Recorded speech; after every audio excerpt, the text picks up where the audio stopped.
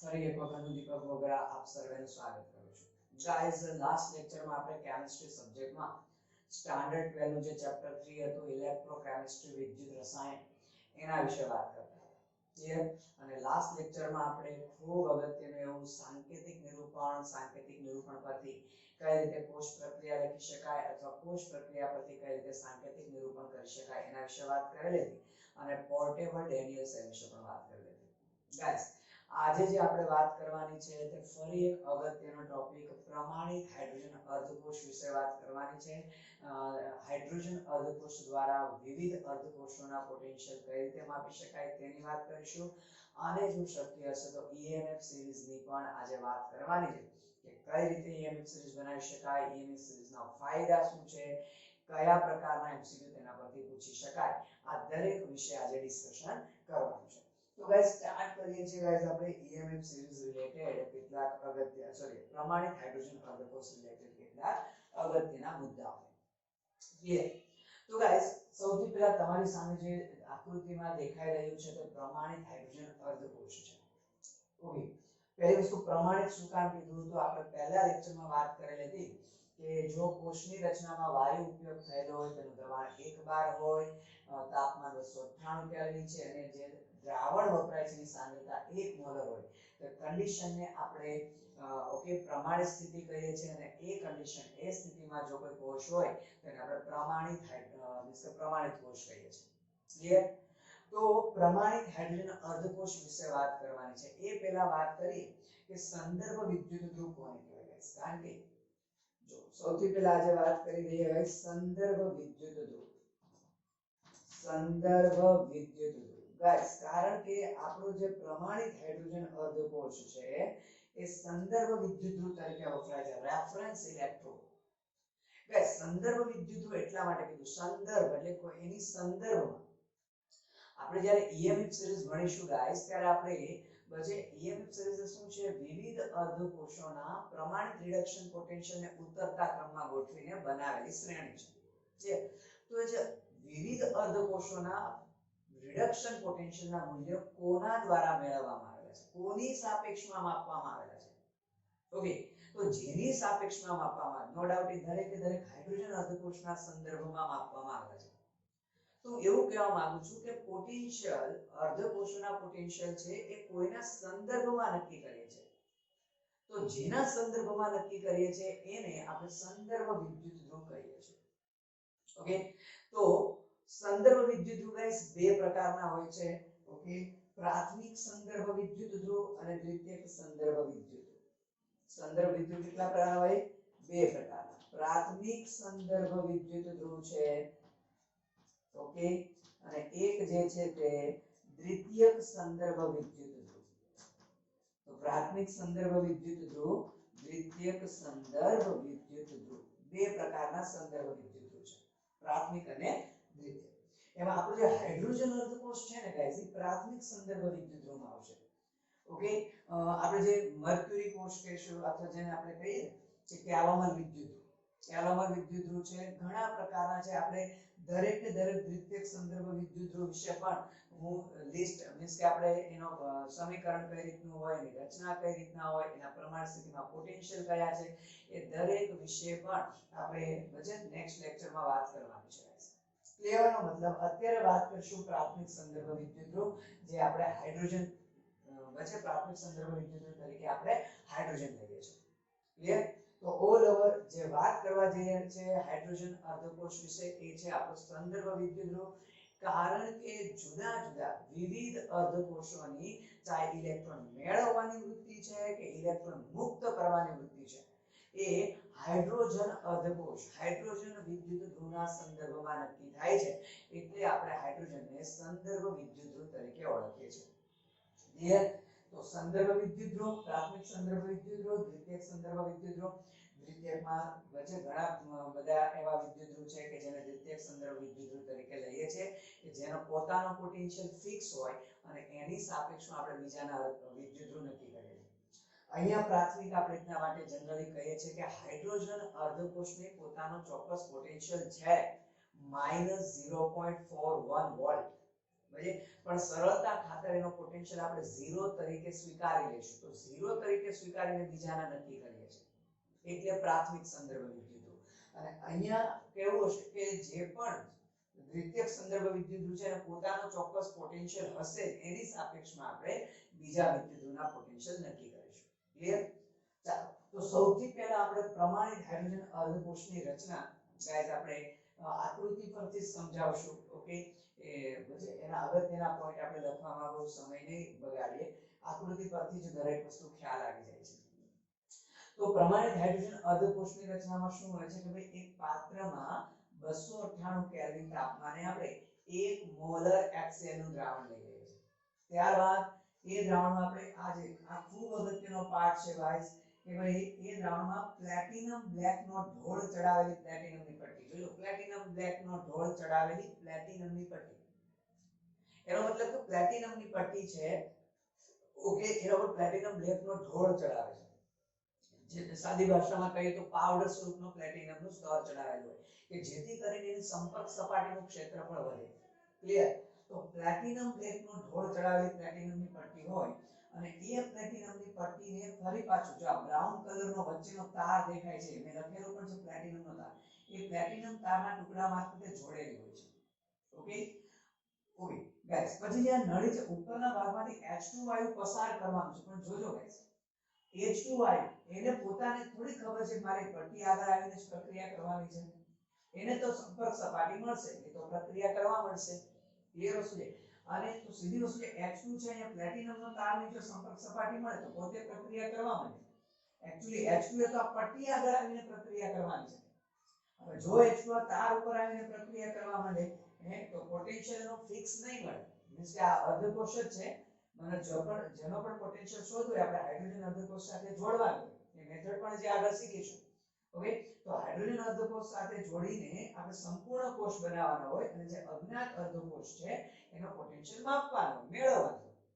પણ જો હાઇડ્રોજન વાયુ આ તાર સાથે પણ પ્રક્રિયા કરી નાખે પટ્ટીને બદલે તો પોટેન્શિયલ ચાહે વોલ્ટમીટર દ્વારા કુલ પોટેન્શિયલ માપો કે પોટેન્શિયોમીટર દ્વારા માપો, એ પોટેન્શિયલ કોઈ ફિક્સ નહીં આવે, કોન્સ્ટન્ટ નહીં આવે.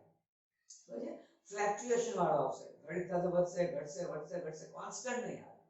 તો એ લિમિટેશનને દૂર કરવા શું કર્યું કે આ જે પ્લેટિનમનો તાર છે એના પર મર્ક્યુરીનું સ્તર હોય, જ્યાં જાંબલી કલરનું વાયોલેટ કલરનું તમને જ્યાં લેયર દેખાય છે, આ અલ્ટિમેટલી ગાઈસ આ મર્ક્યુરીનું સ્તર છે.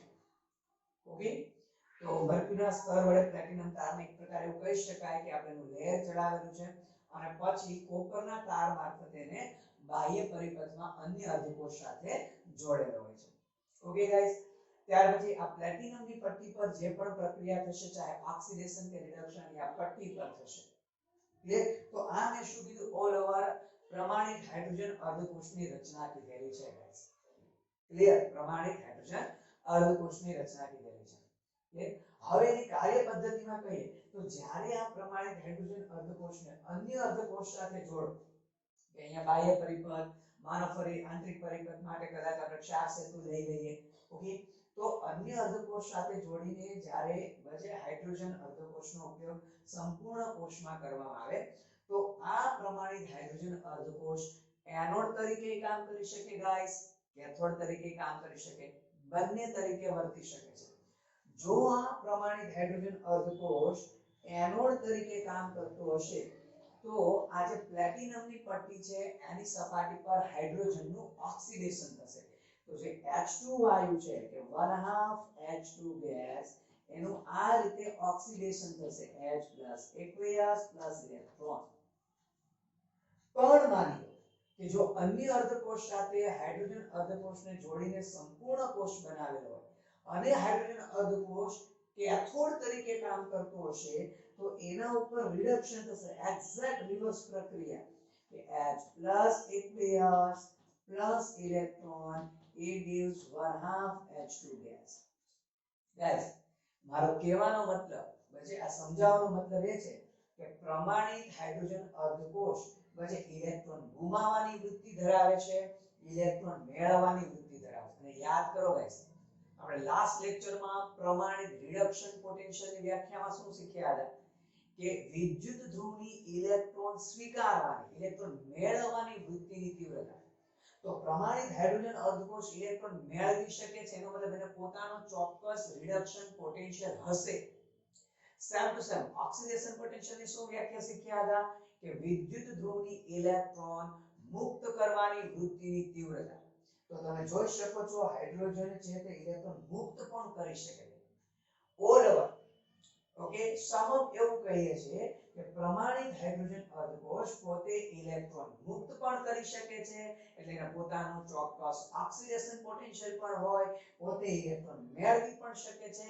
અને પોતાનો રિડક્શન પોટેન્શિયલ પણ હોય ઇન શોર્ટ પ્રમાણિત હાઇડ્રોજન અર્ધકોષ ઇલેક્ટ્રોન મુક્ત કરવાની અને ઇલેક્ટ્રોન સ્વીકારવાની બંને પ્રકારની વૃત્તિ ધરાવે છે પણ ગાઈસ એનો મતલબ એને ઓક્સિડેશન પોટેન્શિયલ છે રિડક્શન પોટેન્શિયલ છે પરંતુ સરળતા ખાતર આપણે અહીંયા ઇલેક્ટ્રોન મુક્ત કરવાની વૃત્તિ એટલે ચાહે ઓક્સિડેશન પોટેન્શિયલ કહીએ કે ઇલેક્ટ્રોન સ્વીકારવાની વૃત્તિ કહીએ કે ચાહે રિડક્શન પોટેન્શિયલ કહીએ પ્રમાણ સ્થિતિની વાત થાય છે અત્યારે તો પ્રમાણિત હાઇડ્રોજન અર્ધકોષનો ગાઈસ ઓકે પ્રમાણિત હાઇડ્રોજન અર્ધકોષનો ચાહે ઓક્સિડેશન પોટેન્શિયલ કહો જો H2/2H+ 0 માંથી +2 અથવા તો એનો પ્રમાણિત રિડક્શન પોટેન્શિયલ કહો જો ગાઈસ તો પ્રમાણિત હાઇડ્રોજન અર્ધકોષનો ચાહે હું રિડક્શન પોટેન્શિયલ કહો કે ચાહે ઓક્સિડેશન પોટેન્શિયલ કહો ગાઈસ ઓકે એ કેટલો સ્વીકારેલો છે 0.0 વોલ્ટ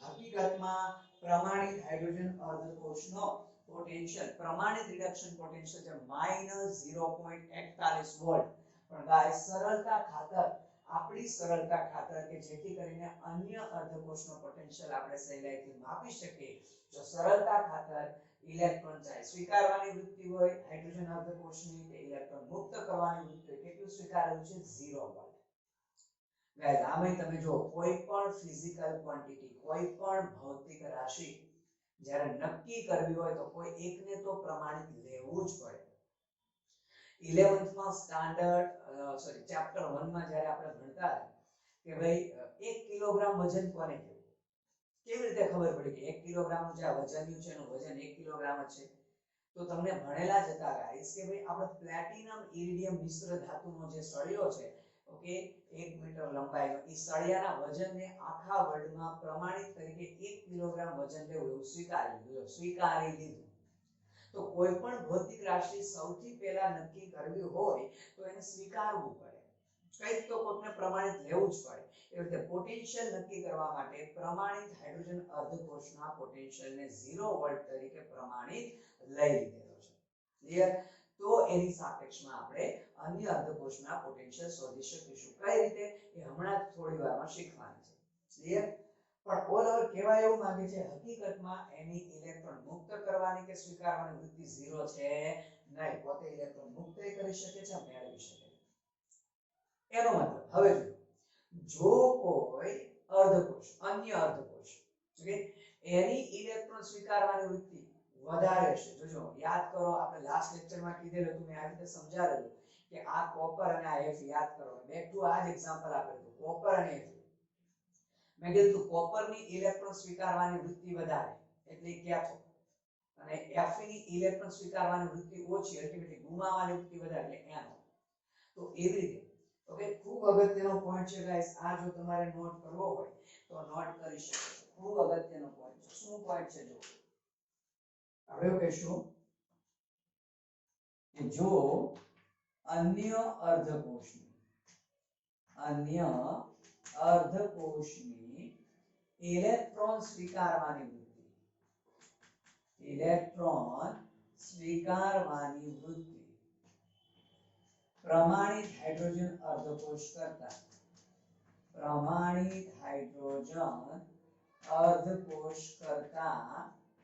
વધારે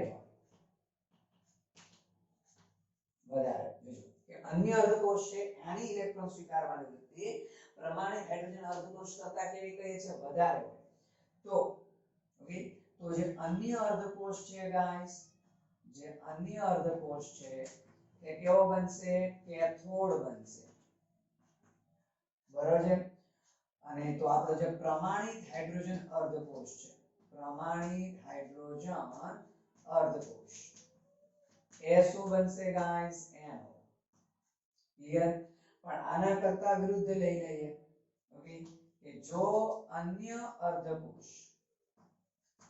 अन्य अर्धकोशની इलेक्ट्रॉन स्वीकारવાની વૃત્તિ કરતા इलेक्ट्रॉन स्वीकारવાની वृत्ति करता प्रमाणित हाइड्रोजन अर्धकोशની इलेक्ट्रॉन स्वीकारવાની वृत्ति વધારે હોય इलेक्ट्रॉन स्वीकारવાની वृत्ति વધારે હોય तो गाइस હવે જે अन्य अर्धकोश છે अन्य अर्धकोश એ एनोड તરીકે વર્તે અને હવે જે આપણો પ્રમાણિત હાઇડ્રોજન अर्धकोश છે ગાઈસ એ કયા તરીકે વર્તશે કેથોડ તરીકે સિમ્પલ લોજિક છે ગાઈસ આપણે લાસ્ટ લેક્ચરમાં જ કીધું હતું જેની ઇલેક્ટ્રોન સ્વીકારવાની વૃત્તિ વધારે આપણે આવું કીધું હતું કે આ કોપર આયફી તો કોપરની ઇલેક્ટ્રોન સ્વીકારવાની વૃત્તિ વધારે એટલે કેથોડ ઓકે જેની ઇલેક્ટ્રોન સ્વીકારવાની વૃત્તિ વધારે હોય એ ગાઈસ કેવું હશે કેથોડ હોય અને જેની ઇલેક્ટ્રોન સ્વીકારવાની વૃત્તિ ઓછી એ કયા તરીકે વર્તશે ગાઈસ એનોડ તરીકે વર્તશે ક્લિયર તો આ કેસમાં અન્ય અર્ધકોશની ઇલેક્ટ્રોન સ્વીકારવાની વૃત્તિ છે તો એ કેથોડ અને હાઇડ્રોજન એનોડ અને બીજા કેસમાં અન્ય અર્ધકોશ છે એની ઇલેક્ટ્રોન સ્વીકારવાની વૃત્તિ ઓછી છે એટલે એ એનોડ અને હાઇડ્રોજનની વૃત્તિ વધારે છે તો કેથોડ તો કહેવાનો મતલબ अन्य अर्धकोश एनोड બનશે કે કેથોડ અલ્ટિમેટલી કોના પર ડિપેન્ડન્ટ છે પ્રમાણિત હાઇડ્રોજન अर्धकोश પર ડિપેન્ડન્ટ છે કે હાઇડ્રોજન अर्धकोश સાથે જે અન્ય अर्धकोश જોડો છો ગાઈસ ઓકે ઈ એનોડ હશે કે કેથોડ એ કોના પર ડિપેન્ડન્ટ છે ગાઈસ કોના પર ડિપેન્ડન્ટ છે ઓકે એ પ્રમાણિત હાઇડ્રોજન अर्धकोश પર ડિપેન્ડન્ટ છે ક્લિયર જેમ કે એક સરળ ભાષામાં કહીએ નો ડાઉટ ईएमएफ સિરીઝ આપણે ભણવાની બાકી છે પણ હું એક સરળતા ખાતર સમજાવવા તમને કહું કે ईएमएफ सीरीज में जो આપણે ગાઈસ જોશું ને હે તો કોપર ઉપર છે હાઇડ્રોજન વચ્ચે છે ને આપણો ઝિંક નીચે છે ઓકે તો કોપર અને હાઇડ્રોજન ની કમ્પેર કરીએ તો કોપર ની ઇલેક્ટ્રોન સ્વીકારવાની વૃત્તિ વધારે છે તો જો કોપર અર્ધકોશને હાઇડ્રોજન અર્ધકોશ સાથે જોડો અને સંપૂર્ણ કોષ બનાવો તો કોપર કેથોડ બને હાઇડ્રોજન કયો બને એનોડ કારણ કે કોપર ની ઇલેક્ટ્રોન સ્વીકારવાની વૃત્તિ વધારે છે પણ જો હાઇડ્રોજન ને હું ઝિંક સાથે જોડું तो હવે હાઇડ્રોજનની ઇલેક્ટ્રોન સ્વીકારવાની વૃત્તિ વધારે છે ઝિંક કરતા તો હાઇડ્રોજન અને ઝિંક જોડીને અર્ધકોશોને જોડીને સંપૂર્ણ કોષ બનાવો તો હાઇડ્રોજન કેથોડ બનશે ને ઝિંક કયો બનશે એનોડ એનો મતલબ અન્ય અર્ધકોશ એનોડ બનશે કે કેથોડ ઓલ ઓવર એ આધાર કોના પર છે પ્રમાણિત હાઇડ્રોજન અર્ધકોશ પર રહેલો છે ક્લિયર ગાઈસ ચાલો તો અન્ય અર્ધકોશોના પોટેન્શિયલ કઈ રીતે શોધી શકાય એના વિશે આપણે વાત કરવાની છે ખૂબ અગત્યનો ટોપિક एमसीक्यू માટે પણ ખૂબ અગત્યનું ઓકે ચાલો તો આપણે વાત કરવાની છે ગાઈસ કે હાઇડ્રોજન પ્રમાણિત હાઇડ્રોજન અર્ધકોશના સંદર્ભમાં અન્ય વિદ્યુત ધ્રુવની અથવા અન્ય અર્ધકોશોની ઇલેક્ટ્રોન સ્વીકારવાની વૃત્તિની તીવ્રતા કે ગુમાવવાની વૃત્તિની તીવ્રતા કઈ રીતે નક્કી કરી શકાય એના ઉપર હવે વાત કરવાની છે જે એમસીક્યુ માટે અગત્યનું છે જોઈએ ચાલો બહુ સહેલું છે guys simple common sense logic લગાવશો તો થઈ જ જશે તો આપણે એવું ટાઇટલ આપીએ છીએ કે અજ્ઞાત અર્ધકોશ નો પોટેન્શિયલ માપન કરવાની પદ્ધતિ અજ્ઞાત અથવા તો અન્ય અર્ધકોશ કહીએ છીએ કે કોઈ આપણી પાસે અજ્ઞાત અર્ધકોશ છે અથવા કોઈ અન્ય અર્ધકોશ છે કે એનો પોટેન્શિયલ આપણે કઈ રીતે નક્કી કરીશું ઓકે તો હાઇડ્રોજન અર્ધકોશના ઉપયોગ દ્વારા કઈ રીતે નક્કી કરીશું એ આપણે જોવા જઈ રહ્યા છીએ અને ખૂબ સરસ કન્સેપ્ટ છે ગાઈસ કોઈ પણ એક અર્ધકોશ ફરી નોટ કરજો ખૂબ અગત્યનો હોય કે કોઈ એક અર્ધકોશનો પોટેન્શિયલ ડાયરેક્ટ કોઈ દિવસ ન માપી શકાય ક્યારેય ન માપી શકાય કારણ કે સાદી ભાષામાં કહીએ તો એક અર્ધકોશ વડે આપણે જે ભવ્ય બીકર દોરતા હતા ગેલ્વેનિક કોષમાં તો એક બીકર એટલે કે એક અર્ધકોશ દ્વારા ક્યારે સર્કિટ પૂરી જ ન થાય અને સર્કિટ પૂરી ન થાય તો રેડોક્સ પ્રક્રિયા નહીં થાય તો એક અર્ધકોશનો ઓક્સિડેશન કે રિડક્શન પોટેન્શિયલ માપન કરવો કેવો છે મુશ્કેલ છે નોટ કરીશું ગાઈસ ખૂબ અગત્યનો પોઈન્ટ કે કોઈ એક અર્ધકોષની ઇલેક્ટ્રોન સ્વીકારવાની કે ઇલેક્ટ્રોન મુક્ત કરવાની, ઇલેક્ટ્રોન સ્વીકારવાની કે ઇલેક્ટ્રોન મુક્ત કરવાની વૃત્તિની સાપેક્ષ તીવ્રતા, વૃત્તિની તીવ્રતા કદાપી માપી શકાય નહીં. ટૂંકમાં એક અર્ધકોષનો ઇલેક્ટ્રોન મુક્ત કરવાની વૃત્તિ એટલે ઓક્સિડેશન પોટેન્શિયલ કે ઇલેક્ટ્રોન સ્વીકારવાની વૃત્તિ એટલે રિડક્શન પોટેન્શિયલ કદાપી ન માપી શકાય. શું કામ? કે એક અર્ધકોષ વડે સર્કિટ જ પૂરી ન થાય. આપણે સર્કિટ તો કમ્પ્લીટ સાયક્લિક હોવી જોઈએ. અથવા કહી શકાય એક અર્ધકોષ વડે રેડોક્સ પ્રક્રિયા જ ન થાય. કે કારણ કે આપણે કહી શકીએ કે કારણ કે એક અર્ધકોષમાં રેડોક્સ પ્રક્રિયા થતી નથી. અને જો રેડોક્સ પ્રક્રિયા નહીં થાય તો ઇલેક્ટ્રોનનો વિનિમય કે ઇલેક્ટ્રોનની આપલે કઈ રીતે સમજાવી શકાય? તો પોટેન્શિયલનો તફાવત ઉત્પન્ન જ નહીં થાય, તો પોટેન્શિયલ જ નહીં મળે આપણને. ઇન શોર્ટ, એક અર્ધકોષનો પ્રમાણિત ચાર્જ ઓક્સિડેશન પોટેન્શિયલ કો કે પ્રમાણિત રિડક્શન પોટેન્શિયલ કો એટલે કે ઇલેક્ટ્રોન સ્વીકારવાની વૃત્તિ કો કે મુક્ત કરવાની વૃત્તિ કો કદાપી ન માપી શકાય. કારણ કે એક અર્ધકોષ વડે રેડોક્સ પ્રક્રિયા પૂર્ણ જ ન થાય. ક્લિયર? તો પછી અર્ધકોષના પોટેન્શિયલ માપવા કઈ રીતે? તો એક તો આપણું ટાઇટલ છે કે અજ્ઞાત અર્ધકોષના પોટેન્શિયલ માપન કરવાની પદ્ધતિ. Clear guys? તો શીખીએ ચાલો કે અજ્ઞાત અર્ધકોષ હોય એના પોટેન્શિયલ કઈ રીતે માપન કરવા. ક્લિયર? ચાલો એક પછી એક એક્ઝામ્પલ લેશું. માની લો કેસ 1 કહીએ આપણે, કિસ્સો 1. ઓકે, કે માની લો કે આપણો અજ્ઞાત અર્ધકોષ છે તે એનોડ છે. જોજો, ધ્યાન આપજો. હું બહુ આખી આકૃતિ નહીં દોરું, સરળતા ખાતર સમજાવવા બહુ શોર્ટકટ આકૃતિ દોરીશ, બહુ રફ આકૃતિ દોરીશ. ઓકે, કે માની લો આ આપણો અજ્ઞાત અર્ધકોષ છે. આ આપણો અજ્ઞાત અર્ધકોષ છે કે જેનો પોટેન્શિયલ આપણે માપન કરવો છે. તો જે પણ અજ્ઞાત અર્ધકોષનો પોટેન્શિયલ નક્કી કરવો હોય એને પ્રમાણિત હાઇડ્રોજન અર્ધકોષ સાથે જોડી દેવાનો. તો આ હાઇડ્રોજન અર્ધકોષ છે માની લેજો, પ્લેટિનમ તાર ને બરજે નળી વડે ડુબાડેલું પ્લેટિનમ તાર વડે જોડેલું કે બધું ધારી લીધું. માની લો આપણે ક્ષાર સેતુ ગોઠવી દીધો. આ અજ્ઞાત અર્ધકોષની પટ્ટી છે. માની લો અહીંયા પોટેન્શિયોમીટર જોડી દીધું. હવે કીધું હતું એક્ઝેક્ટલી પોટેન્શિયલ નક્કી કરવા હોય તો પોટેન્શિયોમીટર નામનું સાધન વપરાય.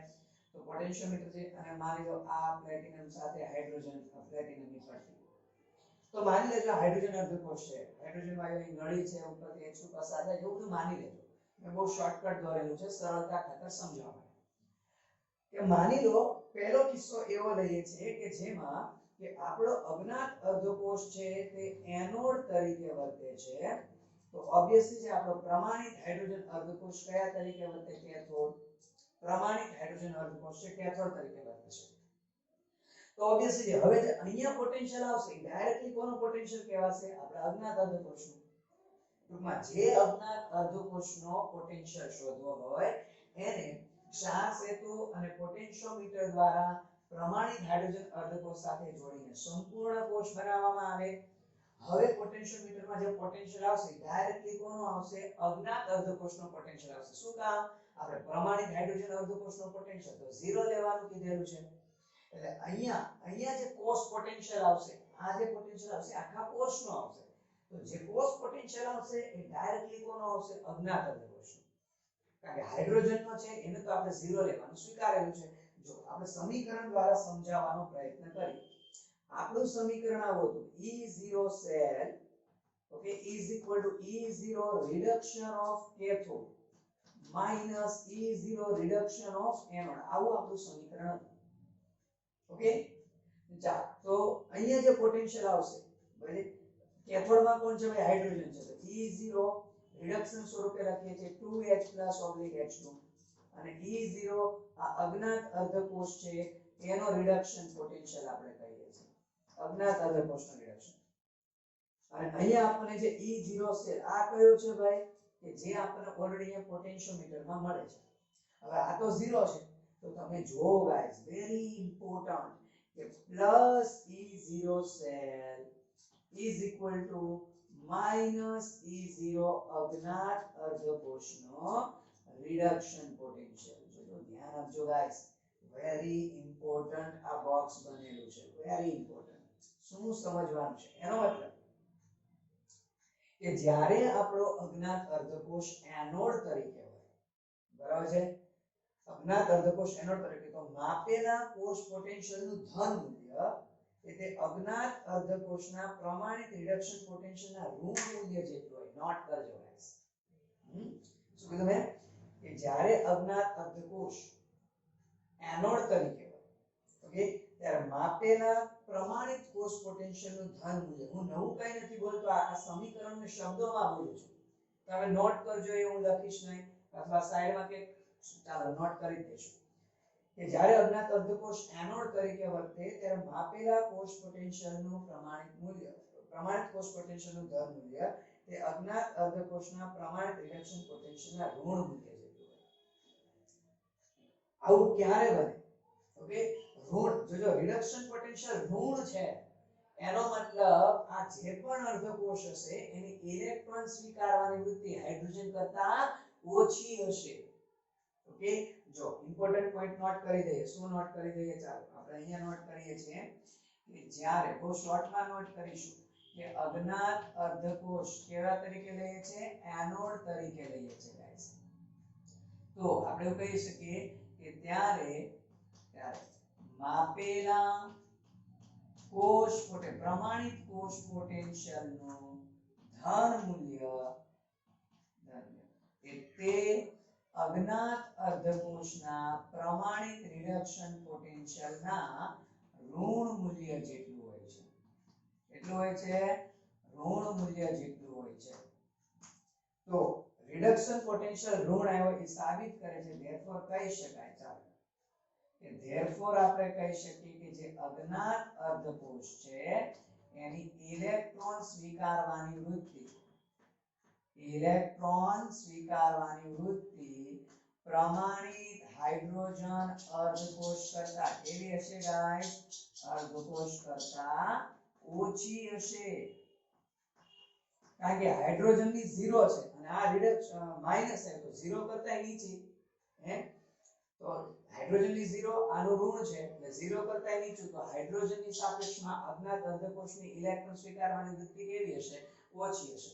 તો જ્યારે EMF સિરીઝ ગોઠવીશું પ્રમાણિત રિડક્શન પોટેન્શિયલના ઉતરતા ક્રમમાં, તો આ અજ્ઞાત અર્ધકોષ હશે હાઇડ્રોજન કરતા ક્યાં આવશે? નીચે.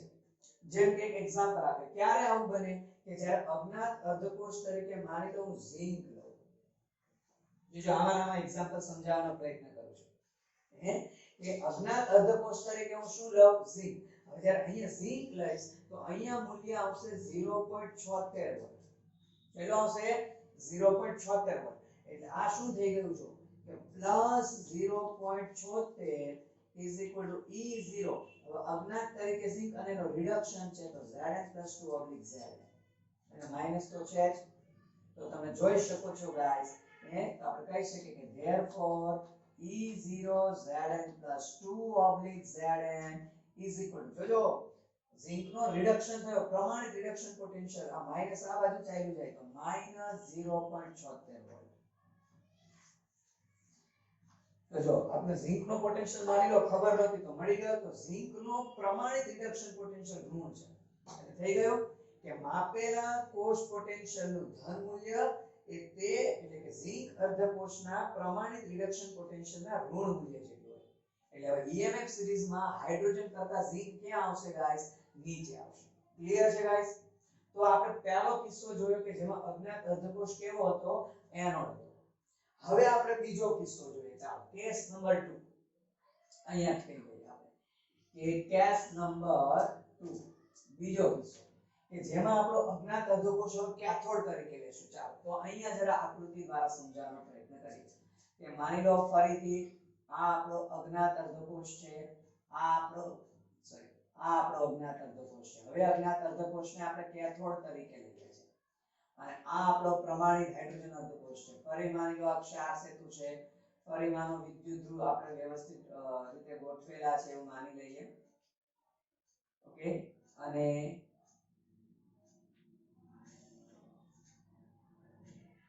ચાલો ફરી માની લો આ આપણું પોટેન્શિયોમીટર છે અને અહીંયા આપણે અજ્ઞાત અર્ધકોષનો વિદ્યુત ધ્રુવ છે. જો તો હવે તમે જો ગાઈસ કે આ હાઇડ્રોજન અર્ધકોષને આપણે એનોડ તરીકે લીધેલો છે અને અજ્ઞાત અર્ધકોષ છે એને આપણે કેથોડ તરીકે લીધેલો છે.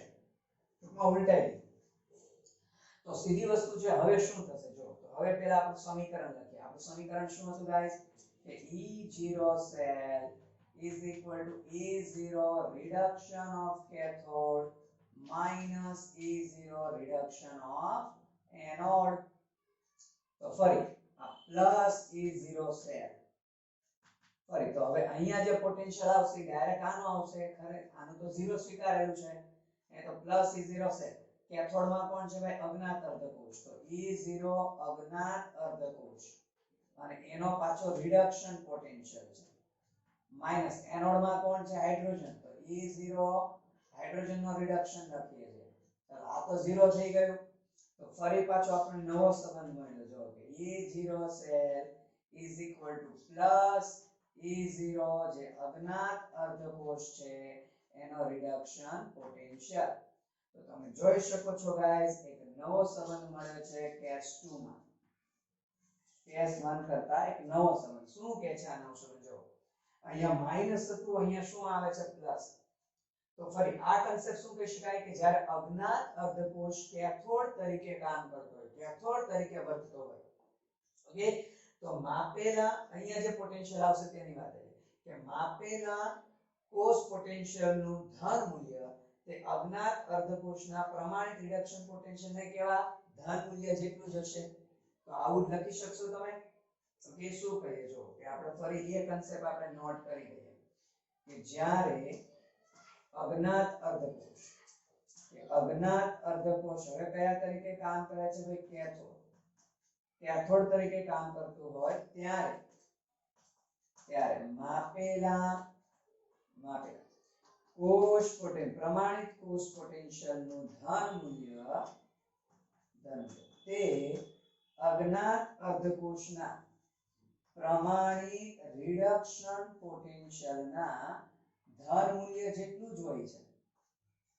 ધન મૂલ્ય જેટલું જ હોય છે. તો અહીંયા ઋણ મૂલ્ય જેટલું હતું, અહીંયા ધન મૂલ્ય જેટલું છે. એનો મતલબ શું થશે ગાઈસ? એનો મતલબ એવો હશે. હવે જોજો હાઇડ્રોજનની વૃત્તિ તો 0 ઇલેક્ટ્રોન સ્વીકારવાની, પણ એની સાપેક્ષમાં હવે આની વૃત્તિ ધન એટલે હાઇડ્રોજન કરતા વધારે. એનો મતલબ કે હવે જે આપણો અજ્ઞાત અર્ધકોષ છે ઓકે એની ઇલેક્ટ્રોન સ્વીકારવાની વૃત્તિ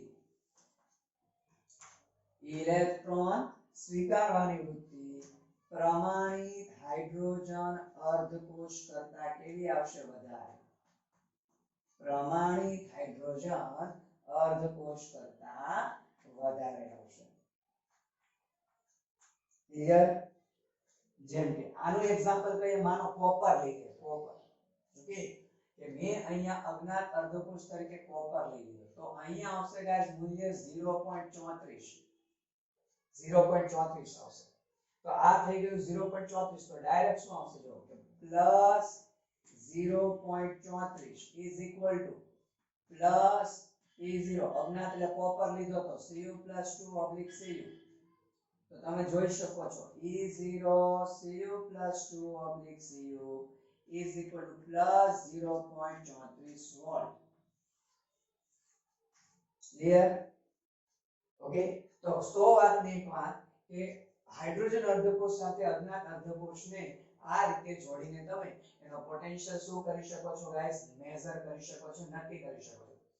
જો પરિણામી કોષ પોટેન્શિયલ આપણને જ્યારે એવું કહી શકાય ઋણ મળશે તો એનો મતલબ એ અર્ધકોષ વચ્ચે EM એક્સિસમાં હાઇડ્રોજન કરતા નીચે હશે. મીન્સ કે એ અર્ધકોષની ઇલેક્ટ્રોન સ્વીકારવાની વૃત્તિ હાઇડ્રોજન કરતા ઓછી હશે. પણ ગાઈસ જો અજ્ઞાત અર્ધકોષ છે જે કેથોડ તરીકે લઈએ છીએ અને જો કોષ પોટેન્શિયલનું મૂલ્ય ધન મળશે તો આપણે કહી શકીએ કે એ અર્ધકોષની ઇલેક્ટ્રોન સ્વીકારવાની વૃત્તિ છે એ પ્રમાણિત હાઇડ્રોજન અર્ધકોષ કરતા કેવી હોય? વધારે. ક્લિયર? તો સમીકરણ દ્વારા કઈ રીતે સાબિત કરવું તમે સમજી શકો છો.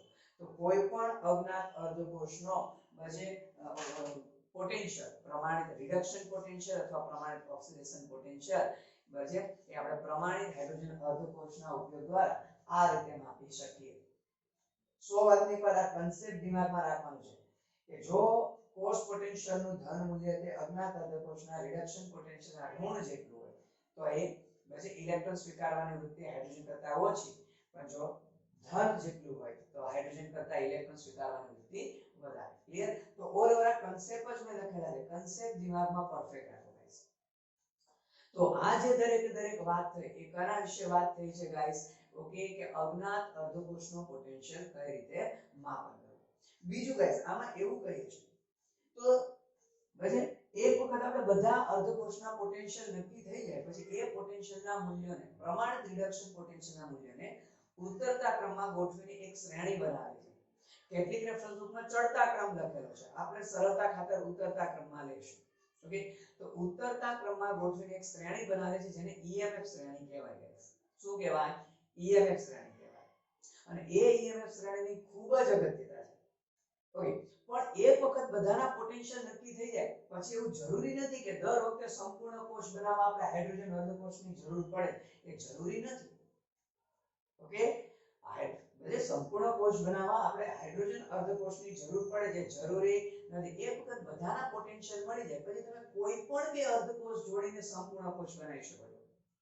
તો એમાં કોણ કેથોડ કોણ એનોડ એ EMF શ્રેણી પરથી જાણીશું. જેનો રિડક્શન પોટેન્શિયલ વધારે એ કેથોડ, જેનો રિડક્શન પોટેન્શિયલ ઓછો તે શું આવશે? એનોડ આવશે. ઇન શોર્ટ, જેની ઇલેક્ટ્રોન સ્વીકારવાની વૃત્તિ વધારે છે તે કેથોડ, જેની ઇલેક્ટ્રોન સ્વીકારવાની વૃત્તિ ઓછી એ કયો આવશે? એનોડ આવશે. તો ઓલ ઓવર આ ડિસ્કશન પરથી આપણે એવું તારણ કાઢી શકીએ કે જે અર્ધકોષોના પ્રમાણિત રિડક્શન પોટેન્શિયલના મૂલ્યો ઋણ હશે એ દરેકની ઇલેક્ટ્રોન સ્વીકારવાની વૃત્તિ પ્રમાણિત હાઇડ્રોજન અર્ધકોષ કરતા હંમેશા ઓછી હોય. અને એટલે એવા અર્ધકોષોને ગમે ત્યારે હાઇડ્રોજન અર્ધકોષ સાથે જોડીને સંપૂર્ણ કોષ બનાવો તો એવા અર્ધકોષ હંમેશા એનોડ તરીકે વર્તે. શું કીધું? જે પ્રમાણિત અર્ધકોષોની પ્રમાણિત રિડક્શન પોટેન્શિયલના મૂલ્ય ઋણ હશે એવા અર્ધકોષોની ઇલેક્ટ્રોન સ્વીકારવાની વૃત્તિ પ્રમાણિત હાઇડ્રોજન અર્ધકોષ કરતા હંમેશા ઓછી. એટલે એવા અર્ધકોષોને જ્યારે પ્રમાણિત હાઇડ્રોજન અર્ધકોષ સાથે જોડીને સંપૂર્ણ કોષ બનાવો તો એવા અર્ધકોષો હંમેશા એનોડ તરીકે વર્તે. પરંતુ જે પ્રમાણિત અર્ધકોષોના પ્રમાણિત રિડક્શન પોટેન્શિયલના મૂલ્યો ધન મળશે એ લોકોની ઇલેક્ટ્રોન સ્વીકારવાની વૃત્તિ પ્રમાણિત હાઇડ્રોજન અર્ધકોષ કરતા હંમેશા વધારે. એટલે આવા અર્ધકોષોને ગમે ત્યારે પ્રમાણિત હાઇડ્રોજન અર્ધકોષો સાથે જોડીને જો સંપૂર્ણ કોષ તમે બનાવતા હોવ ગાઈસ તો આવા અર્ધકોષ હંમેશા કયા તરીકે વર્તે? કેથોડ. તો શોર્ટ એન્ડ સિમ્પલ એવું કહી શકાય ગાઈસ, શોર્ટ એન્ડ સિમ્પલ એવું કહી શકાય ઓકે કે જેના રિડક્શન પોટેન્શિયલના ધન મૂલ્ય તે હંમેશા કેથોડ, જેના રિડક્શન પોટેન્શિયલના મૂલ્ય ઋણ મૂલ્ય તે હંમેશા એનોડ. ઓકે, તો જેનો રિડક્શન પોટેન્શિયલ ઊંચો તે કેથોડ, જેનો રિડક્શન પોટેન્શિયલ નીચો તે એનોડ. ક્લિયર છે ગાઈસ? ઓકે, તો આ વાત કરી હતી કે પ્રમાણિત હાઇડ્રોજન અર્ધકોષના ઉપયોગ દ્વારા કઈ રીતે બરાબર અન્ય અર્ધકોષોના પોટેન્શિયલ નક્કી કરી શકાય. હવે ગાઈસ જે આપણે વાત કરવાની છે તે EMF સિરીઝની વાત કરવાની છે અને એ આપણો અગત્યનો ટોપિક છે. ક્લિયર? ખૂબ જ અગત્યનો ટોપિક છે EMF સિરીઝ. ગાઈસ એના પરથી બહુ બધા MCQ આવે છે, બહુ બધા MCQ આવે છે. કન્સેપ્ટ ક્લિયર રહેવા જોઈએ.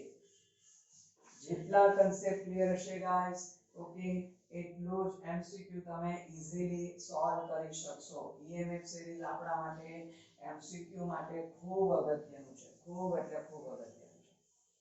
ચાલો તો સૌથી પહેલા આપણે વાત કરીએ છીએ ગાઈસ ઓકે સૌથી પહેલા વાત કરીએ EMF શ્રેણી કહેવાય કોને એની વાત કરીશું. તો EMF શ્રેણી કોને કહેશું ગાઈસ? ચાલો સૌથી પહેલા આપણે એની ડેફિનેશન લખીશું. સૌથી પહેલા શું લખીશું? વ્યાખ્યા. તો આપણું ટાઇટલ છે ગાઈસ EMF શ્રેણી, ઇલેક્ટ્રોમોટિવ ફોર્સ શ્રેણી, વિદ્યુત ચાલક બળ શ્રેણી. મેં એવું કીધું કે વિવિધ પ્રમાણિત અર્ધકોષોના વિવિધ પ્રમાણિત અર્ધકોષોના પ્રમાણિત રિડક્શન પોટેન્શિયલના મૂલ્યોને ઉતરતા ક્રમમાં ગોઠવવાથી રચાતી શ્રેણી શું કહેવાય? EMF શ્રેણી કહેવાય. ઓકે, જોજો સમજો કઈ રીતે શોર્ટકટ અથવા કઈ રીતે આપણે સમજવાનું છે. તો માની લો આ પ્રમાણિત રિડક્શન પોટેન્શિયલના મૂલ્યો છે. આ શું છે? પ્રમાણિત રિડક્શન પોટેન્શિયલના મૂલ્યો. અને સપોઝ માની લો આ ઉતરતા ક્રમમાં છે plus plus plus 0 minus minus minus minus. આ ઉતરતા ક્રમમાં કોઈ શ્રેણી બનાવી. ટોપમાં ફ્લોરિન આવશે, અહીંયા આવશે લિથિયમ. જો તો સમજવાનું છે. જેટલું સમજશો એટલું ઈઝીલી તમે પોઈન્ટ નોટ કરી શકશો. જેટલું વધારે સમજશો ગાઈસ એટલું તમે ઈઝીલી પોઈન્ટ નોટ કરી શકશો. ક્લિયર? જોજો ધ્યાન આપજો. તો સીધી વસ્તુ છે, એક ઇમ્પોર્ટન્ટ પોઈન્ટ શું નક્કી કરી શકાય? એક ઇમ્પોર્ટન્ટ પોઈન્ટ કે આ આપણો મિસ્ટર H2 છે. ઓકે, તો જેના રિડક્શન પોટેન્શિયલ મેં કીધું ઇલેક્ટ્રોન સ્વીકારવાની વૃત્તિ, તો ફ્લોરિન નો રિડક્શન પોટેન્શિયલ સૌથી વધારે છે. એની ઇલેક્ટ્રોન સ્વીકારવાની વૃત્તિ કેવી? સૌથી વધારે. કહેવાનો મતલબ જે ઉપર હોય, ઓકે, જો આ બેની કમ્પેર કરું તો આ ઉપર છે, તો એનો મતલબ આની કરતા આની ઇલેક્ટ્રોન સ્વીકારવાની વૃત્તિ. જો આ બે ને કમ્પેર કરું તો આનો પોટેન્શિયલ વધારે છે, તો આની ઇલેક્ટ્રોન સ્વીકારવાની વૃત્તિ વધારે હોય. જો આ બેની કમ્પેર કરું તો આનો પોટેન્શિયલ વધારે છે, તો એની ઇલેક્ટ્રોન સ્વીકારવાની વૃત્તિ વધારે. ઇન શોર્ટ, જેનો રિડક્શન પોટેન્શિયલ વધારે, સાદી ભાષામાં કહીએ કે જે ઉપર છે, ઉપર વાળો, સાદી ભાષામાં કહીએ, ઓકે, તો જે ઉપર વાળો છે આપણે એવું કહીશું કે તેની ઇલેક્ટ્રોન સ્વીકારવાની વૃત્તિ કેવી હોય? વધારે હોય. ઇલેક્ટ્રોન સ્વીકારવાની વૃત્તિ વધારે છે. MCQ સોલ્વ કરવા બહુ કામ લાગશે ગાઈસ. ઓકે, એટલે ઇલેક્ટ્રોન સ્વીકારે છે એટલે ઓબ્વિયસલી પોતાનું શું થશે ગાઈસ? પોતાનું રિડક્શન થશે. અને બીજાનું શું કરે? ઓક્સિડેશન. એટલે હંમેશા તે કેવો હોય? ઓક્સિડેશન કરતા હોય. એ હંમેશા કેવો હશે? ઓક્સિડેશન કરતા હોય. ક્લિયર? અને તે પોતે હંમેશા કયા તરીકે વર્તે? કેથોડ તરીકે. જો ઉપર વાળો છે તે હંમેશા કેથોડ. અને જો ભૂલથી એને એનોડ લેવાઈ ગયો હશે તો ગાઈસ, ભૂલથી એને એનોડ લેવાઈ ગયો હશે તો શું હશે? ઓકે, તો કોષ પોટેન્શિયલ આપણને ઋણ મળશે. ઓકે, જે નીચે વાળા છે એની વાત કરીએ કે ભાઈ આ બેમાં આ નીચે વાળો છે, આ બેમાં આ નીચે વાળો છે, આ બેમાં આ નીચે વાળો છે, આ બેમાં આ નીચે. જે નીચે વાળો હશે એની ઇલેક્ટ્રોન સ્વીકારવાની વૃત્તિ ઉપર વાળા કરતા ઓછી. ઓકે, તો એનો મતલબ એ લોકોની ઇલેક્ટ્રોન સ્વીકારવાની વૃત્તિ ઓછી છે, તો અલ્ટિમેટલી ગુમાવવાની વૃત્તિ કેવી હશે? વધારે. તો જે નીચે છે એની ઇલેક્ટ્રોન ગુમાવવાની વૃત્તિ ગાઈસ, ઇલેક્ટ્રોન ગુમાવવાની વૃત્તિ કેવી હોય? વધારે હોય. અને જો પોતે ઇલેક્ટ્રોન ગુમાવે એટલે ઓબ્વિયસલી છે ગાઈસ પોતાનું શું થશે? ઓક્સિડેશન. તો બીજાનું શું કરે? રિડક્શન. એટલે એ લોકો શું કહેવાય? રિડક્શન કરતા કહેવાય. રિડક્શન કરતા કહેવાય. અને એ લોકો હંમેશા કયા તરીકે કામ કરશે ગાઈસ? હંમેશા એનોડ તરીકે કામ કરશે. તો એક ઇન્ટરેસ્ટિંગ બાબત એ સમજવાની છે ગાઈસ. ઇન્ટરેસ્ટિંગ બાબત કઈ છે? જોજો. સૌથી પહેલું ફ્લોરિન અને સૌથી છેલ્લું લિથિયમ, આ બે ભૂલી જાઓ. સૌથી પહેલું ફ્લોરિન અને સૌથી છેલ્લું લિથિયમ, આ બે થોડી વાર માટે ભૂલી જાઓ. બાકીના બધા જોજો. હું અત્યારે એમ કહું આ બેને જોડું તો આ કેથોડ, આ એનોડ. જો આ બેને જોડું તો ફરી હવે આ કેથોડ અને આ એનોડ. એનો લખજો આ વિદ્યુત એનોડ તરીકે કામ કરે, કેથોડ તરીકે કામ કરે. જો ફરી આ બેને જોડું તો ફરી આ કેથોડ, આ એનોડ. જો ફરી આ બેને જોડું તો આ કેથોડ. અને હું એવું ઓલ ઓવર સમજાવવા માંગુ છું કે સૌથી પહેલો ફ્લોરિન અને સૌથી છેલ્લો લિથિયમ સિવાયના વચ્ચેના બધા એનોડ અને કેથોડ બે તરીકે કામ કરી શકે. પણ ગાઈસ ફ્લોરિન હંમેશા કેથોડ જ છે. ફ્લોરિન હંમેશા કયા તરીકે કામ કરે? કેથોડ. જો ગાઈસ ફ્લોરિન એનોડમાં આવે તો સમજી જવાનું આપણા MCQ અથવા ન્યુમેરિકલમાં જે ફાઇનલ પોટેન્શિયલ આવશે ઋણ આવશે. ફ્લોરિન એનોડમાં આવે તો same to same guys lithium હંમેશા કયો આવશે? એનોડ. લિથિયમ હંમેશા ગાઈસ એનોડ આવે. કયો બનશે? એનોડ. અને જો લિથિયમ કેથોડમાં આવે તો સમજી જવાનું, ઓકે, શું સમજી જશું કે જે પોટેન્શિયલ આવશે એ કેવો આવશે? ઋણ આવશે. તો ફ્લોરિન અને લિથિયમ સિવાયના વચ્ચેવાળા બધા એનોડ કેથોડ બે તરીકે કામ કરી શકે. ફ્લોરિન હંમેશા કેથોડ, લિથિયમ હંમેશા એનોડ. इतना क्लियर भाई? ओके, તો આગળ તો ઓલ ઓવર આના પરથી શું તારણ કાઢી શકાય? જોજો, ઓલ ઓવર આના પરથી આપણે બે તારણો લખવાના છે. કે પહેલા એક આપણે લખીશું ઉપરવાળા માટે. ગાઈસ, એક સાદી ભાષામાં હું લખું છું ઉપરવાળો. મારો કહેવાનો મતલબ જેનો રિડક્શન પોટેન્શિયલ વધારે છે એની હું વાત કરું છું. કે જે ઉપરવાળો હશે ગાઈસ, ઓકે, કેટલા પોઈન્ટ યાદ રાખીશું? જો કે એક તો એ હંમેશા કેથોડ હશે. આ જે લખું છું એના પરથી બધા એમસીક્યુ સોલ્વ થશે. ઈએમએફ સિરીઝના ગમે તેવા હોય, આપણે એક બે એમસીક્યુ પર પ્રેક્ટિસ કરાવીશું. ઓકે, કે ઉપરવાળો હંમેશા કેવો છે ગાઈસ? કેથોડ હશે. બીજો, ઉપરવાળો હંમેશા કેવો કહેવાય? ઓક્સિડેશન કરતા. જો આ ઓક્સિડેશન કરતા એનો મતલબ જો તમે નીચે જશો, જેમ જેમ ઉપરથી નીચે જશો એમ ઓક્સિડેશન કરતા તરીકેની સક્રિયતા ઘટે. ઓકે, કે ઓક્સિડેશન કરતા તરીકેની જે સક્રિયતા છે ઘટે. કારણ કે નીચે તરફ જઈએ એમ રિડક્શન કરતા તરીકેની સક્રિયતા વધે છે. ક્લિયર? તો ઉપરવાળો હંમેશા કેથોડ હશે. જેનો રિડક્શન પોટેન્શિયલ વધારે તે હંમેશા કેથોડ હશે. એ હંમેશા ઓક્સિડેશન કરતા હશે. બીજું જોજો, ખૂબ અગત્યનું ધ્યાન આપજો ગાઈસ. જો ઉપરવાળાનું ગાઈસ દ્રાવણ હોય, ઓકે, ઉપરવાળાનું દ્રાવણ હોય, ઓકે, એમસીક્યુ માં સાથે આવશે. અત્યારે હું નીચેવાળો લખું છું. સારું, ઓકે, ઉપરવાળાનું દ્રાવણ પણ જે નીચેવાળો છે એટલે કે જેનો પોટેન્શિયલ ઓછો છે, રિડક્શન પોટેન્શિયલ ઓછો, એની નીચેવાળાની પટ્ટી અથવા પાત્ર હોય, તો આવી પ્રક્રિયા હંમેશા આપમેળે થાય. શું કામ? કે કારણ કે એમાં જે ફાઇનલ સેલ પોટેન્શિયલ છે તે હંમેશા પોઝિટિવ આવે. ઓકે, તો delta G0 is equal to minus NFE0 cell પ્રમાણે આ સૂત્ર પણ આ પ્લસ છે તો પ્લસ માઈનસ માઈનસ, ફાઇનલ જવાબ કેવો આવે? માઈનસ.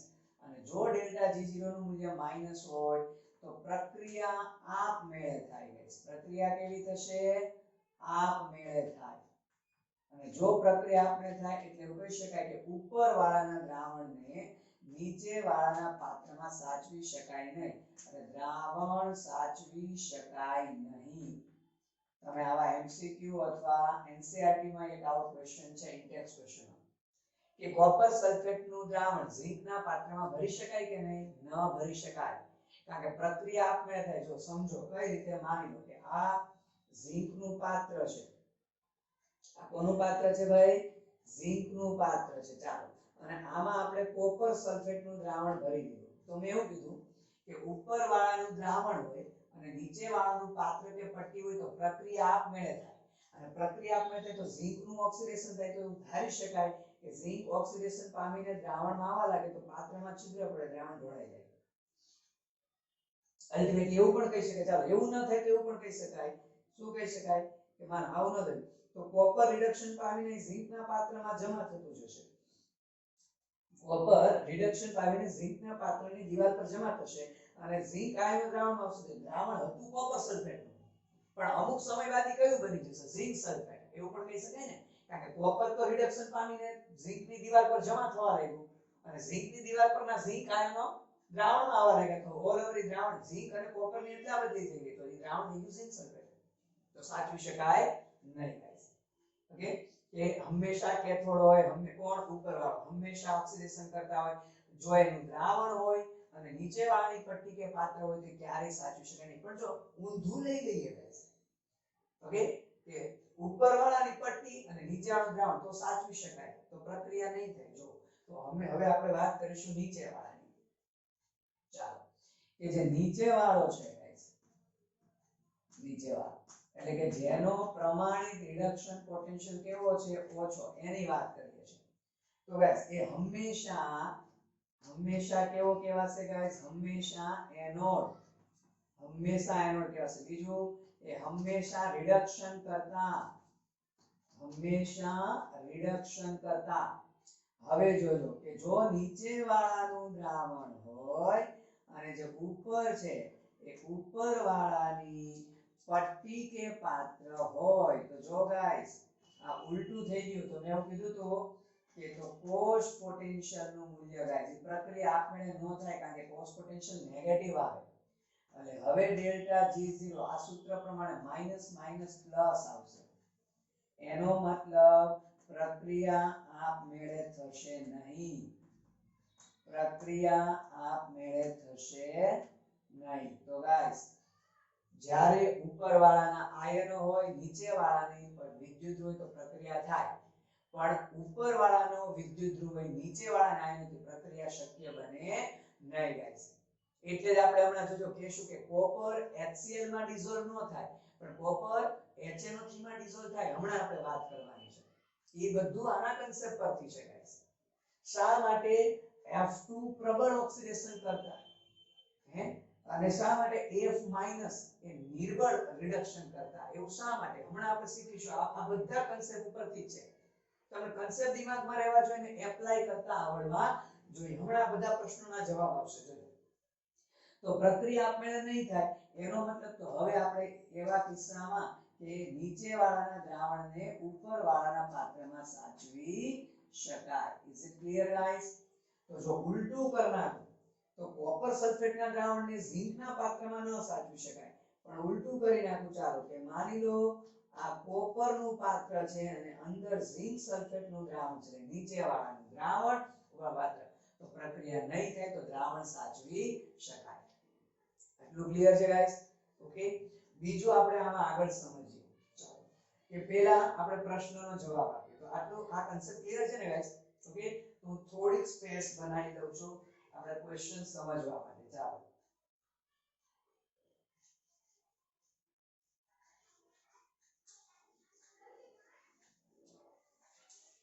તો આપણે જે એક બે પ્રશ્ન શીખવા છે આના પરથી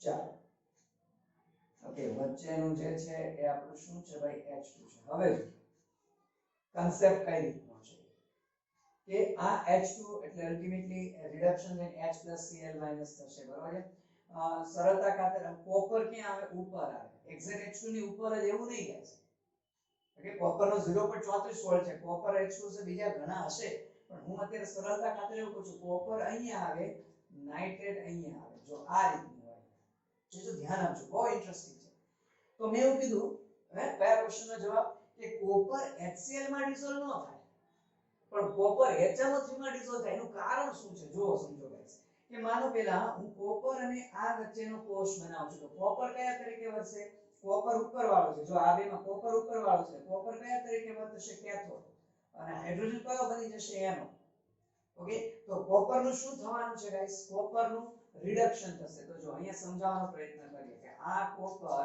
આ એનું રિડક્શન અને આ કોપર અને આ aqueous અને આ સોલિડ અને H2 નું શું થશે ઓક્સિડેશન થશે જો ગાઈસ તો H2 નું ઓક્સિડેશન થશે તો H2 નું આ રીતે શું થશે ઓક્સિડેશન તો કુલ કોષ પ્રક્રિયા શું થઈ જો ઇલેક્ટ્રોન કેન્સલ હે તો H2 gas plus Cu+2 aqueous it gives Cu solid plus 2H plus aqueous તો તમે જોવો ગાઈસ આ પ્રક્રિયા આપમેળે થાય શું કામ આપણે ઉપરવાળો કેથોડ લીધો છે નીચેવાળો એનોડ ઉપરવાળો કેથોડ હોય નીચેવાળો એનોડ તો પ્રક્રિયા આપમેળે થાય એટલે એનો મતલબ એવો છે કે પુરોગામી પ્રક્રિયા આપણે થાય પણ પ્રતિગામી આપમેળે થશે નહીં કારણ કે પ્રતિગામીમાં ઊંધું થઈ ગયું પ્રતિગામી કહીએ તો ઊંધું થઈ ગયું તો H નું રિડક્શન થઈ ગયું તેનો મતલબ નીચેવાળો કેથોડ થઈ ગયો જો આમ જોઈએ પ્રતિગામી પ્રક્રિયા જોઈએ તો H+ નું શું થઈ ગયું રિડક્શન જેનું રિડક્શન થાય છે કેથોડ તો જે કોપર કેથોડ હોવો જોઈએ એની બદલે H2 કેથોડ થઈ ગયો અને ઉલટું લીધું હોય તો આપણે કીધું પ્રક્રિયા થાય નહીં એનો મતલબ આ રિવર્સ પ્રક્રિયા શક્ય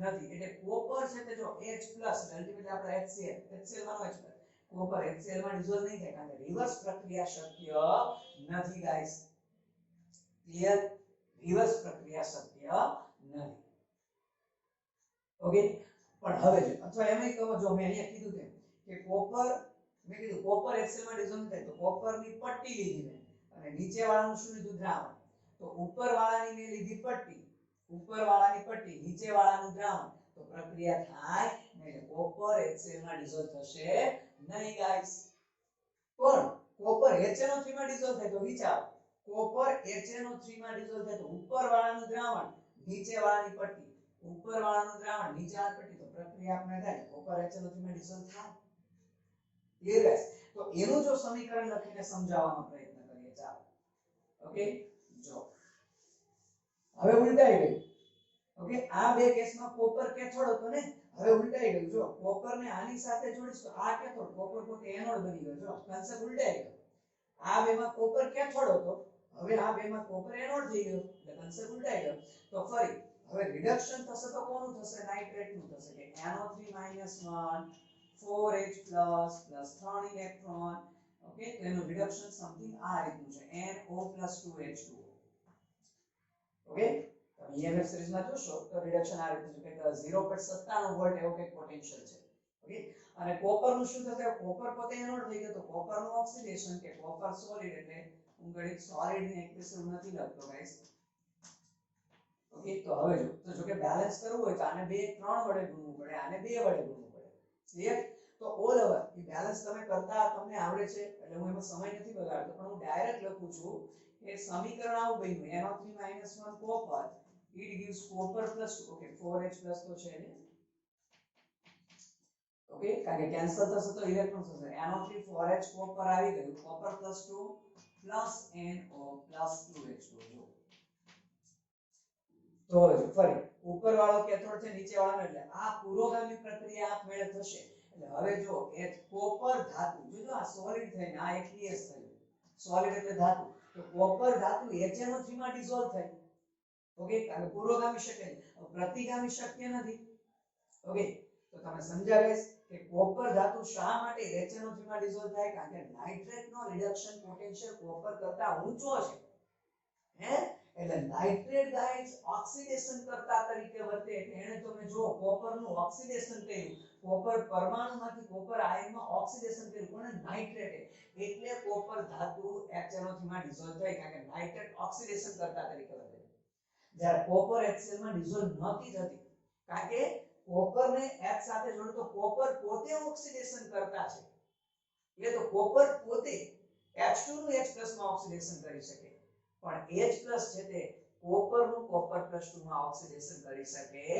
નહીં રિવર્સ પ્રક્રિયા શક્ય નથી ક્લિયર H2 मतलब तो H+ છે તે કોપર ધાતુનું કોપર +2 માં ઓક્સિડેશન કરી શકતું નથી આપણે સમીકરણ લખીને સમજાવ્યું ઓકે તો તમે જો એટલું આ તમે ડિટેલમાં સમજો બાકી આ કન્સેપ્ટ પરથી ખ્યાલ આવી જાય કે પહેલા કેસમાં ઉપર વાળો કેથોડ હતો નીચે વાળો એનોડ હતો તો આપણે ઓલ ઓવર આના પરથી એવું તારણ કાઢી શકીએ શું તારણ કાઢી શકીએ કે ઉપર વાળાનું દ્રાવણ હોય નીચે વાળાની પટ્ટી હોય તો પ્રક્રિયા આપણે થાય તો પહેલા કેસમાં આપણે શું કે કોપરની પટ્ટી હતી તો ઉપર વાળાની પટ્ટી છે અને ઉપર વાળાની પટ્ટી હોય અને HCl દ્રાવણ હતું નીચે વાળાનું દ્રાવણ તો પ્રક્રિયા ન થાય જો ડાયરેક્ટ આના પરથી જવાબ આવી જાય અને બીજા કેસમાં શું થાય છે HNO3 નું દ્રાવણ એટલે ઉપર વાળાનું દ્રાવણ છે અને કોપરની પટ્ટી નીચેની પટ્ટી છે તો આપણે થાય એટલે કોપર HNO3 માં ડિસોલ્વ થયું કોપર HCl માં ડિસોલ્વ ન થાય આટલું ક્લિયર છે બીજું એક કન્સેપ્ટ એ પણ સમજાવી શકાય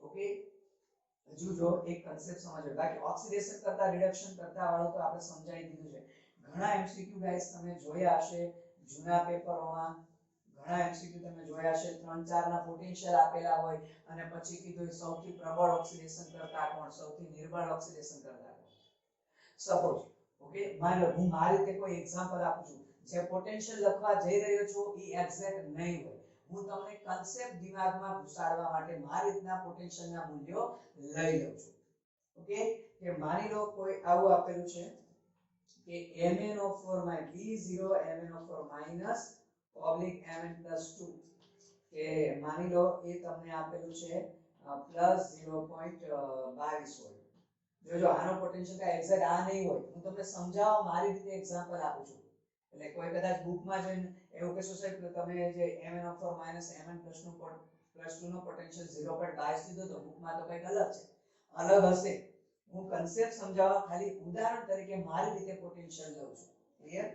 તો માની લો કોઈ એક કદાચ આવું આપી દીધું Cu+2/Cu 0.34 વોલ્ટ છે. કોઈ આવું આપી દીધું સપોઝ Fe+2/Fe કે -0.44 વોલ્ટ છે. માનો ત્રણ પોટેન્શિયલ આપ્યા અને ઓપ્શન કદાચ આ રીતે આપ્યા છે. માનો પહેલો ઓપ્શન કે MnO4-1, બીજો ઓપ્શન Mn+2, ત્રીજો ઓપ્શન માની લો Fe+2, ચોથો ઓપ્શન સપોઝ Cu. આવી રીતે કદાચ આપી દીધું અને તમને પૂછ્યું કે સૌથી પ્રબળ ઓક્સિડેશન કરતા કોણ? ઓકે, સૌથી પ્રબળ ઓક્સિડેશન કરતા કોણ? તો હવે આપણે એવું કીધું છે ઉપરવાળો હંમેશા ઓક્સિડેશન કરતા, ઉપરવાળો એટલે જેનો પ્રમાણિત રિડક્શન પોટેન્શિયલ વધુ હોય. તો તમે જો આ બધામાં સૌથી વધુ પ્રમાણિત રિડક્શન પોટેન્શિયલ, ઓકે, અહીંયા સરળતા ખાતર હું માની લો 52 લઈ લઉં છું. ઓકે, કે સૌથી વધુ પ્રમાણિત રિડક્શન પોટેન્શિયલ, પહેલા એક તો એ ચેક કરો બધા રિડક્શન ફોર્મમાં છે ને, જો અહીંયા Mn ની ઓક્સિડેશન અવસ્થા +7 એમાંથી +2, ઓકે +2, ઓકે બધા રિડક્શન છે. ઘણીવાર એકાદ પોટેન્શિયલ ઓક્સિડેશન નો આપી દેશે, તો એટલું ચેક કરવાનું જેટલા પણ પોટેન્શિયલ આપેલા છે એ બધા પહેલા પ્રમાણિત રિડક્શન ફોર્મમાં કન્વર્ટ કરવાના, પછી મારા કન્સેપ્ટ લાગુ પડશે. મેં સ્પષ્ટ લખેલું છે પ્રમાણિત રિડક્શન પોટેન્શિયલ, પહેલા બધાને પ્રમાણિત રિડક્શન ફોર્મમાં કન્વર્ટ કરી દેવાના. ઓકે, તો અત્યારે રિડક્શન ફોર્મમાં છે તો પ્રબળ ઓક્સિડેશન કરતા માટે સૌથી વધારે રિડક્શન પોટેન્શિયલ અહીંયા છે. તો એ તો ખબર પડી ગઈ, ચાલો આ જવાબ આવશે. પણ હવે એમાં MnO4 કે Mn+2, તો સીધી વસ્તુ છે ઓક્સિડેશન કરતા છે. સમીકરણ તો આવું બનશે MnO4 માંથી Mn+2 કરવું છે એટલે આનું પોતાનું રિડક્શન થાય છે ને, આ રિડક્શન થયું તો સીધું છે પોતાનું રિડક્શન થાય છે. તો સૌથી બીજાનું શું કરે? ઓક્સિડેશન. એટલે સૌથી પ્રબળ ઓક્સિડેશન કરતા આ થશે આ બંને. ક્લિયર? ખ્યાલ આવ્યો ગાઈસ? પહેલી વસ્તુ તો શું જોવાનું, કોનો રિડક્શન પોટેન્શિયલ સૌથી વધારે છે? કારણ કે ઉપરવાળો હંમેશા ઓક્સિડેશન કરતા કીધું આપણે, તો સૌથી વધારે અહીંયા છે. પણ એમાંય પાછા બે ઓપ્શન છે, આ કે આ. તો કે ભાઈ રિડક્શન કોનું થાય છે? આનું થાય છે. જેનું રિડક્શન થતું એ બીજાનું ઓક્સિડેશન કરતો, પ્રબળ ઓક્સિડેશન કરતા કોણ કહેવાય? આ. તો આવી રીતે કદાચ તમને પ્રબળ રિડક્શન કરતા પૂછે, ચાલો કદાચ આ સવાલમાં આવું હોય, માની લો કદાચ આ સવાલમાં આવું તમને પૂછેલું છે એવું માની લઈએ કે સૌથી પ્રબળ રિડક્શન કરતા કોણ? કદાચ એવું પૂછ્યું, એવું માની લઈએ સૌથી પ્રબળ રિડક્શન કરતા. તો આપણે કીધું છે જે નીચે વાળો હોય હંમેશા રિડક્શન કરતા હોય. નીચે વાળો એટલે આપણે રિડક્શન પોટેન્શિયલ નું મૂલ્ય કેવું લેવું પડશે? નીચું. તો તમે જોવો ગાઈસ સૌથી નીચો રિડક્શન પોટેન્શિયલ અહીંયા છે. તો હવે પ્રશ્ન એ થાય કે Fe+2 કે Fe? તો તમે જો આ સમીકરણ તો આવું થશે કે Fe+2 = Fe. તો આનું પોતાનું રિડક્શન થાય છે, આ તો ઓક્સિડેશન કરતા કહેવાય ને. તો આપણે રિવર્સ જોવાનું. જો રિવર્સ સમીકરણ જોઈએ, ઊંધું સમીકરણ જોઈએ, ઊંધું, તો આનું શું થશે? આ ઓક્સિડેશન, Fe નું ઓક્સિડેશન થાય છે તો બીજાનું શું કરે? રિડક્શન. એટલે સૌથી પ્રબળ રિડક્શન કરતા કોણ આવે? Fe. સમજાણ? પ્રબળ રિડક્શન કરતા પૂછેલો હતો. પ્રબળ રિડક્શન કરતા એટલે જેનો રિડક્શન પોટેન્શિયલ સૌથી ઓછો. તો તમે જો આ ત્રણેયમાં સૌથી ઓછો રિડક્શન પોટેન્શિયલ અહીંયા છે. પણ એમાં Fe+2 જવાબ કઈ Fe? તો Fe+2 નું પોતાનું તો રિડક્શન થાય છે. પોતાનું તો શું થાય છે? રિડક્શન. એ તો બીજા માટે ઓક્સિડેશન. તો આ ઊંધું જો સમીકરણ ઉલટું, તો Fe માંથી Fe+2 તો પોતાનું ઓક્સિડેશન થાય છે. Fe નું પોતાનું ઓક્સિડેશન થાય છે. કારણ કે Fe+2 માં કન્વર્ટ થાય છે. તો બીજાનું શું કરે? રિડક્શન. એટલે પ્રબળ રિડક્શન કરતા કોણ થયું અહીંયા? Fe થયું. આપેલા ડેટા પ્રમાણે. Clear? Okay, same to same તમે સમજાવી શકો ગાઈસ કે ફ્લોરિન સૌથી ઉપર છે. જો ઓકે, ફ્લોરિન સૌથી ઉપર છે. ચાલો જો ધ્યાન આપી દો કે ફ્લોરિન સૌથી ઉપર છે, એનો મતલબ ફ્લોરિન નું રિડક્શન ઈઝીલી થશે. જો આ 2F- તો એનો રિડક્શન પોટેન્શિયલ સૌથી વધારે છે એટલે સૌથી ઝડપથી ઇલેક્ટ્રોન મેળવશે. એટલે ફ્લોરિન સૌથી ઝડપથી ઇલેક્ટ્રોન મેળવે છે. ફ્લોરિન પ્રબળ કેવો થયો ભાઈ? ઓક્સિડેશન કરતા. ફ્લોરિન કેવો થયો ગાઈસ? પ્રબળ ઓક્સિડેશન કરતા થયો. શું કામ એને ગાઈસ? કારણ કે ફ્લોરિન છે, તમે જોઈ શકો છો ક્યાં છે? સૌથી ઉપર છે ગાઈસ. તો ફ્લોરિન છે તે પ્રબળ ઓક્સિડેશન કરતા થયો. right? તો એનો મતલબ આ પોટેન્શિયલ પોઝિટિવ છે, હાઈએસ્ટ, તો ઓબ્વિયસલી છે. હવે શું કામ આ પોટેન્શિયલ સૌથી વધારે છે, બરોબર? એનો મતલબ કે એવું કહી શકાય કે આ પ્રક્રિયા ઝડપથી થવા કરે છે. પ્રક્રિયા શું થવા કરે છે? ઝડપથી. શું કામ? તો ફ્લોરિન શું કામ F- માં જવા કરે છે? એનો મતલબ સીધો એવો છે કે F2 કરતા F- ની સ્થાયીતા વધારે તો જ પોટેન્શિયલ ધન હોય. દુનિયાની કોઈ પણ પ્રણાલી શું બનવા કરે? સ્થાયી. કોઈ પણ પ્રણાલી સ્થાયી બનવા કરે તો F2 કરતા F- ની સ્થાયીતા વધારે હોય જલીય દ્રાવણમાં, તો તે ફટાફટ F- માં કન્વર્ટ થવા કરે, તો જ ફટાફટ ઇલેક્ટ્રોન મેળવવા કરે, અને ઇલેક્ટ્રોન મેળવીને F- માં કન્વર્ટ થવા કરે. એનો મતલબ આ વધારે છે ધન મૂલ્ય, તો આની કરતા આની સ્થાયીતા વધારે, અને જો આની સ્થાયીતા વધારે તો પ્રતિગામી પ્રક્રિયા આપવા કરે નહીં. ઓકે, જો કદાચ પ્રતિગામી પ્રક્રિયા આપણે વિચારીએ તો F- નું શું થયું કહેવાય? ઓક્સિડેશન. જો F- નું ઓક્સિડેશન થયું કહેવાય તો એ રિડક્શન કરતા કહેવાય. તો કેવો કહેવાય? આ F- રિડક્શન કરતા. આપણે ઊંધી પ્રક્રિયા વિચારીએ તો F- નું ઓક્સિડેશન થયું કહેવાય, તો પોતાનું ઓક્સિડેશન થયું તો બીજાનું રિડક્શન. પણ મેં કીધું કે પ્રક્રિયા કરવી મુશ્કેલ છે, મીન્સ કે ફ્લોરાઇડ બને ત્યાં સુધી ફ્લોરિનમાં કન્વર્ટ થવા ઈઝીલી કરશે નહીં. એટલે આ પ્રક્રિયા મુશ્કેલ છે, એટલે કેવો કહેવાય? નિર્બળ રિડક્શન કરતા. ચાલી પ્રક્રિયા બને ત્યાં સુધી થવા કરતી નથી, એટલે કેવો કહેવાય? નિર્બળ રિડક્શન કરતા. સમજાય છે ગાઈસ કે ફ્લોરિન છે ગાઈસ F2 પ્રબળ ઓક્સિડેશન કરતા કહેવાય, નો ડાઉટ. F2 શું કહેવાય ગાઈસ? પ્રબળ ઓક્સિડેશન કરતા કહેવાય. બરાબર? પણ ફ્લોરાઇડ આયન છે તે કેવો હશે? નિર્બળ રિડક્શન કરતા, કારણ કે ઈઝીલી કન્વર્ટ થવા કરશે નહીં. એ જ રીતે ગાઈસ જો છેલ્લે લિથિયમ હતું કે લિથિયમનો રિડક્શન પોટેન્શિયલ એ સૌથી ઓછો છે. લિથિયમનો રિડક્શન પોટેન્શિયલ સૌથી ઓછો છે. એનો મતલબ રિડક્શન પામવા નહીં કરે, એ શું પામવા કરશે? ઓક્સિડેશન. આ સમીકરણ ઉલટું થવા કરશે, આવું થવા કરશે. જો આ સમીકરણ કેવું થવા કરશે? આવું થવા કરશે. એનો મતલબ લિથિયમ કરતા લિથિયમ પ્લસ ની સ્થાયીતા વધારે છે. લિથિયમ કરતા લિથિયમ પ્લસ ની સ્થાયીતા વધારે છે, એટલે લિથિયમ આ બાજુ જવા કરશે નહીં.